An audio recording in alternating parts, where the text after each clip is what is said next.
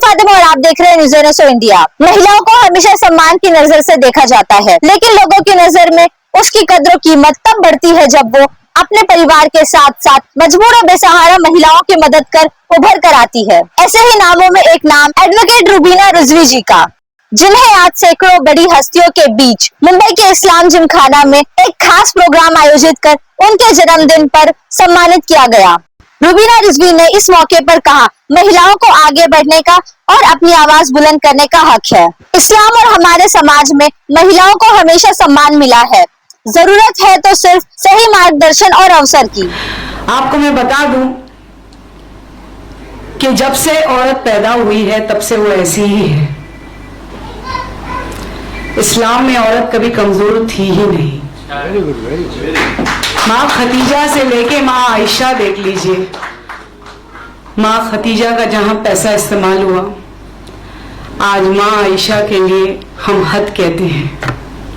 माँ फातिमा तो जहरा के बच्चों ने आज इस्लाम को जिंदा रखा है, तो कहाँ इस्लाम में औरत कमजोर है? कहीं नहीं। लोग कहते हैं कि मुस्लिम मर्द जो है वो औरतों को आगे बढ़ने का मौका नहीं देते। मगर मौला अली मुश्किल खुशा की बात करें, मौला अली मुश्किल खुशा क्यों, हम पहले अपनी जड़ की बात करें जो नबी पाक करीम सल्लल्लाहु अलैहि वसल्लम है, उनकी ही बात करें। कहाँ उन्होंने मौका नहीं दिया। आजमाइश तो होती रहती है, क्या फर्क पड़ता है। I am a woman. If you take me as a competitor, I will compete you. You take me as a companion, I'll give you peace. So it's upon you कि आप मुझे किस तरह लेना चाहते हैं। मैं पैदा तो रूबीना इम्तियाज खान हुई थी। मुसलमानों में कहते हैं कि 2 जन्म 3 जन्म नहीं होते, बेशक नुजूमी हराम है,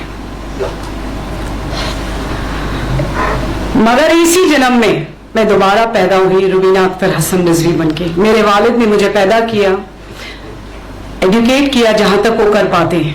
हम 5 बहनें हैं, माशाल्लाह सारी एजुकेटर हैं। जब मेरी रिजवी साहब से मुलाकात हुई, सबसे पहले उन्होंने कहा कि what you want to do. I said I want to learn, I want to study. Because जब उन्होंने तारुफ कराया अपनी टीचरों से, अपने उस्तादों से, तो I was just a graduate and I was feeling embarrass कि ये तो सब प्रिंसिपल्स हैं, PhD हैं, and I am just a graduate, दो आई एम डॉक्टर रिजवीज वाइफ। तो डॉक्टर साहब ने कहा मैनेजमेंट एजुकेटेड हो या ना हो, मैनेजमेंट होता है। बट मुझे ऐसा लगा कि नहीं, मैनेजमेंट होता जरूर है, मगर मैनेजमेंट भी एजुकेटेड होता है। तो मैंने डॉक्टर साहब से गुजारिश की कि आपको मेरी पर्सनालिटी देख के क्या लगता है कि मुझे किस चीज में तालीम हासिल करनी चाहिए और किस तरह आगे बढ़ना चाहिए, क्योंकि वो मेरे शौहर हैं और बहुत अच्छी तरह मुझे जानते हैं कि बहुत बेबाक तरीके से जीना पसंद करती हूँ। औरत है, औरत हूं और औरत की तरह जीना पसंद करती हूँ। ये सोच रखती हूँ कि मुझे कोई गिराना चाहे गिरा ना सके, मुझे कोई मिटाना चाहे मिटा ना सके। औरत है, औरत हूं और औरत की तरह ही जीती हूं। तो उन्होंने कहा कि ठीक है, तुम वकील बन जाओ। आपको बता दूं कि मेरी पेरेंट्स की साइड और मेरे हस्बैंड की side I am the only one lawyer. मैं पहली वकील हूं अपने माँ बाप के घर में भी, पूरे खानदान में, और अपने शौहर के वहां पर भी। जब मैंने पढ़ाई शुरू की तो सब लोग ने कहा कि क्या जरूरत है, घर बैठो, मगर डॉक्टर रिजवी ने कहा क्या जरूरत है, कॉलेज में बैठो। I completed my BA LLB LLM। आपको पता है डॉक्टर रिजवी ने ही वो पूरा सफर तय किया। मेरे एग्जामिनेशन हॉल के बाहर बैठते थे और मुझे कहते थे पूरे 3 घंटे बिताना, कुछ ना समझ में आए तो भी कुछ भी लिख कर आना। It was doctor Rizvi. LLB करने के बाद जब मैं पहली बार कोर्ट गई तो मेरे लिए बहुत डिफिकल्ट था। डॉक्टर रिजवी की कंपनी ज्वाइन कर लिया, बट क्योंकि वो बिल्डर है और बहुत शांत स्वभाव के हैं, तो सिविल लॉ मुझे समझ नहीं आ रहा था। मैंने कहा ये पेड़ पौधे मुझे समझ नहीं आ रहे, आप खून वून करें, तो उन्होंने कहा मैंने तो किसी का थप्पड़ भी नहीं मारा है, मेरी आंख ही काफी है, मेरा नाम ही काफी है डराने के लिए. Then I learned cyber. Then I did my forensic. I am a cyber forensic lawyer of India. And that is also an Indian Maharashtrian Muslim. Indian क्योंकि मैं हिंदुस्तानी हूँ, महाराष्ट्रन क्योंकि मैं महाराष्ट्र स्टेट में रहती हूँ, और मुस्लिम क्योंकि मैं मुस्लिम पैदा हुई हूँ. So I'm an Indian Maharashtrian Muslim. I'm sure बहुत जगह ये बातें जाएंगी और उन्हें समझ में आएगा कि एक मुस्लिम महिला अपने आप को किस तरह से एड्रेस करती है. So I am an Indian Maharashtra Muslim. आप भी ये बोलना शुरू कीजिए, क्योंकि ये कहते हैं कि हम मुस्लिम हिंदुस्तानी नहीं है. अगर अल्लाह की मर्जी होती और हमें टैटू लगाने की इजाजत होती, जो शायद आप सबको पता है कि टैटू हराम है, जहां पर टैटू लगता है वहां की जो सेंसेशन है वो खत्म हो जाती है, खत्म हो जाती है. वजू नहीं होता, वजू नहीं होता, गुस्ल नहीं होता, गुस्ल नहीं होता, नमाज नहीं होती, तुम्हारी दुआ पूरी नहीं होती. तो अगर एक टैटू की इजाजत होती तो मैं जरूर हिंदुस्तानी लिखकर घूमती, है ना. So I am an Indian Maharashtra Muslim. I am the only one Muslim forensic lawyer of India.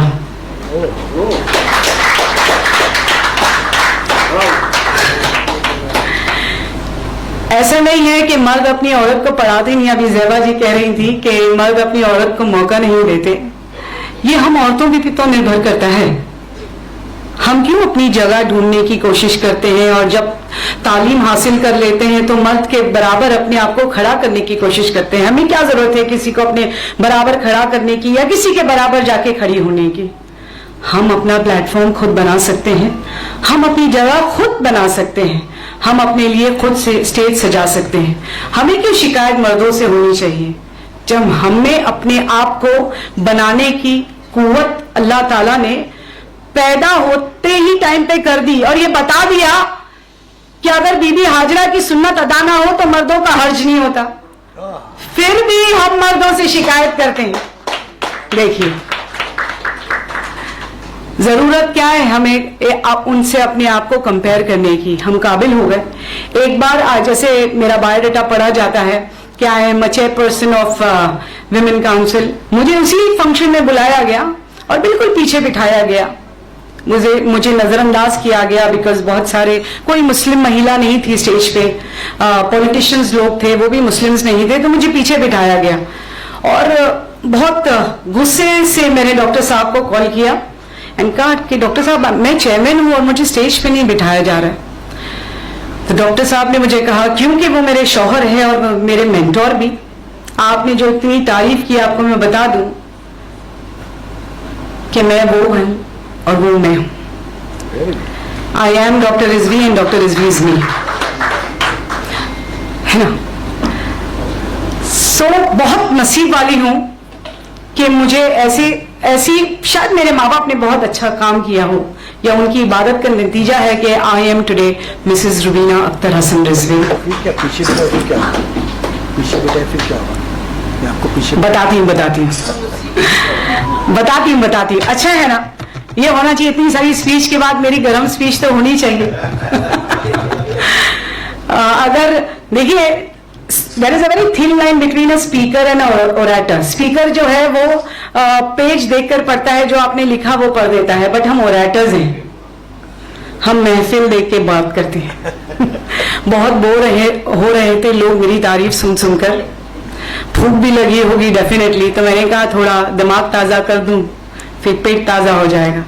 ठीक है, तो मैंने मेरे मेंटोर को कॉल किया जो है डॉक्टर अख्तर हसन रिजवी साहब. बहुत एजिटेट हो गई, तो उन्होंने मुझसे कहा कोई बात नहीं, कितने लोग हैं वहां पर. ऐसे मोर देन 1000 और 2000 people and Sahara star hotel, and मेरा पोस्टर लगा हुआ है पीछे, and I am not called. He said wait for your time to come. बोले तुम हमेशा जो डायलॉग मुझे कहती हो वो अपने आप को कहने लगो. मैं जो तुम सबको कहती हो वो अपने आप को कहने लगो. तो पहले मैं आपको वो बता दूं जो मैं हमेशा सबको कहती हूं, यह अल्लाह का स्टेज है और हम सब परफॉर्मर्स हैं. अल्लाह के अपॉइंटमेंट से लेके अल्लाह के रिटायरमेंट तक हमें परफॉर्म करते रहना चाहिए. जब जिसका किरदार खत्म हो जाएगा वो ऊपर चला जाएगा. बट सी टू इट कि जब तक आप इस दुनिया में हैं आप अपनी छवि छोड़ कर जाइए, ता कयामत तक आपको याद करे वो ऐसा काम कर जाइए। तो डॉक्टर साहब ने कहा तुम सबसे कहती हो, तुम अपने आप से भी कहो, जब तुम्हारा वक्त आएगा तब स्टेज वालों को और बैठने वालों को समझ में आ जाएगा। शायद मेरी बहुत सी टीचर्स इस बात की गवाह थी, मैं बिल्कुल सब्र रख कर बैठी हुई थी जब मेरा नाम पुकारा गया और मैं जब स्टेज पे जाती हूं, standing ovation with in 20 minutes. मैंने टाइमर रखा और मैंने कहा सिर्फ 32 मिनट बोलूंगी। 31 मिनट में मैंने अपनी बात खत्म की। 32 सेकंड्स पर उन्होंने कहा कि आपके लिए शॉल और बुके। आई सेड क्या क्या? तो उन्होंने कहा मैम आपको हम शॉल और बुके देना चाहते हैं। आई सेड क्या? ऐसे तालियों की गूंज से मुझे सुनाई नहीं दे रहा है कि आप मुझे शॉल और बुके देना चाहते हैं। एक्चुअल मेरा फेलिसिटेशन हो रहा है, आप अपनी शॉल और बुके किसी और के लिए रखिए, ठीक है। 32 मिनट्स हो गए, अब चलती हूं। आफ्टर 32 मिनट्स जब मैं सहारा के बाहर जाती हूं, the half of the hall goes out with me just to click a picture and just to meet me. एक औरत हूं, एक औरत की तरह ही जीती हूं। सो आपको भी इंतजार करना चाहिए। कोई आपको पीछे बिठाए, कोई आपको कमतर समझाए, आपको कमतर अपने आप को समझना नहीं चाहिए। हम सब एक अजीब कुव्वत लेकर बैठी हैं। आई am the one who gave man birth, I am the one who bought man on earth. तो फिर अपने आप को कमतर क्यों समझना और कमजोर क्यों? सबसे ज्यादा कमजोरी हम महिलाओं में यह है कि बाजू में किसी अगर एक महिला को दुख हो रहा है तो हम जाती नहीं, उसे समझाती नहीं, वो दर्द को बांटने की कोशिश करती नहीं, हम तमाशाई बन जाती हैं। फिर उसके बाद हम शिकायत करने लगते हैं कि उसके साथ ये हो रहा है, वो। The moment you start thinking for your self, मेरे फाउंडेशन का नाम ही है हेल्प योर सेल्फ फाउंडेशन। क्योंकि जब मैंने पहली बार कैंसर अवेयरनेस कैंप लिया था तो रिजवी कॉलेज की टीचरों ने एजिटेशन शुरू कर दिया ये कहकर कि अगर हमें कैंसर हो जाएगा या ट्यूबरक्लोसिस हो जाएगा तो हमें हमारे घर से निकाल दिया जाएगा, जबकि मैंने फाउंडेशन खोला भी नहीं था। इसीलिए it is help yourself foundation. आप लोगों को किसी की तरफ देखकर ये पूछने की जरूरत नहीं है कि आज मैं कैसी लग रही हूं। आप आईने के सामने खड़ी रहिए और रोज कहिए कि मैं बहुत अच्छी लग रही हूं। That is more than enough. अपने वालिद की, अपने शौहर की, अपने भाई की, अपने दोस्त की बिल्कुल इज्जत कीजिए। एजुकेटेड हो जाने के बाद आज बहुत सारी मुसलमान लड़कियां भी, बच्चियां भी आज डिवोर्स की तरफ बढ़ रही हैं। थोड़ा सा तालीम हासिल कर लेती है तो फिर डिवोर्स की तरफ बढ़ने लग जाती है। आप याद रखिए, जब आप एक पेड़ को देखते हैं ना तो जो मजबूती से खड़ा है वो मर्द है और जो झुकी हुई टहनियां जिसमें फल और फूल आते हैं वो औरतें हैं, है ना। आपने अपने मगरूर रिश्ते से या आपने अपनी मगरूर एटीट्यूड से अपने आप को इतना झुका दिया तो आपने अपना पेड़ गिरा दिया। तो जिस तरह शौहर के लिए अपनी औरत को मजबूती से पकड़ने की इजाजत अल्लाह सुब्हान व तआला ने दी है, उसी तरह हम औरतों को भी उन्हें समझने की क़ुव्वत अता की है। बेशक उस समझ का इस्तेमाल करें, उनका साथी बनिए, उनका कॉम्पिटिटर नहीं। मैं हमेशा उन बच्चियों को भी यही समझाती हूँ, आप भी अपनी बच्चियों को यही समझाइए। बहुत तालीम अता करें, क्योंकि बहुत सारी पेरेंट्स, मुस्लिम पेरेंट्स ऐसे हैं जो ग्रेजुएट भी नहीं होने देना चाहते। जब वो अपनी लड़कियों को शादी करते हैं तो मैंने देखा है 12th स्टैंडर्ड के बाद वो कहती है madam please please please board exam भी नहीं, जाके शादी ही करनी है। फिर उसके बाद में वो 3 तलाक का सामना करना है, फिर उसके बाद में वो बर्तन धोना है। The moment as a mother if I say my daughter is a engineer doctor, उसका शौहर, उसकी सास भी कहेगी मेरी बीवी एक इंजीनियर डॉक्टर है, मेरी बहू एक इंजीनियर डॉक्टर है। तो ये पहले माँ बाप के घर से उन्हें तालीम मिलनी चाहिए। तो अपनी बेटियों को आप खूब पढ़ाइए, उनके पर मत काटिए। आप तो किसी के घर अपने सोने का परिंदा दे रही हैं मगर उसके पर खींचकर। उनको बिल्कुल पर दीजिए ताकि वो उड़े और अच्छी उड़ान भरे। जो आपके घर में भर रहे थे उसी क्षमता के साथ वो वहां पर भी भरे। So educate your girls more and more. Definitely I will thank today advocate Yusuf Abrani साहब, बहुत कम शख्सियत ऐसी है मुंबई में स्पेशली मुस्लिम्स जो रिकग्नाइज करती हैं, चाहे वो डॉक्टर रिजवी हो या मैं हूं। हम दोनों भी बहुत कम जगह जाने की कोशिश करते हैं, बहुत सटल रहते हैं अपनी लाइफ में। हम दोनों भी बहुत प्राइवेट हैं, मगरूर नहीं, हम दोनों बहुत बिजी रहते हैं। वो मैं एजुकेशन देखती हूँ, वो इस उम्र में भी कंस्ट्रक्शन देख रहे हैं। हम मगरूर नहीं, इसीलिए नहीं, बट हम दोनों बहुत प्राइवेट होते हैं, हम जाना जल्दी पसंद नहीं करते। मगर जब यूसुफ साहब ने कहा कि I want to felicitate you, I was very shocked कि डॉक्टर रिजवी का फेलिसिटेशन समझ में आता है, मेरा क्यों? तो उन्होंने कहा नहीं, जो आपने किया है, because I have a ladies wing and I want to show that I am felicitating a women of empowerment. और मैं सिर्फ और सिर्फ उसी बात का फेलिसिटेशन लेने के लिए आई हूं कि I am a woman and a woman of empowerment. So बहुत बहुत शुक्रगुजार हूं आप सबकी, बिकॉज मैं आप लोगों के, आप सब मुझे जानते होंगे मगर मैं आप लोगों का नाम नहीं जानती। बहुत लोगों से तारुफ भी नहीं हुआ है मेरा, because I am a very private person.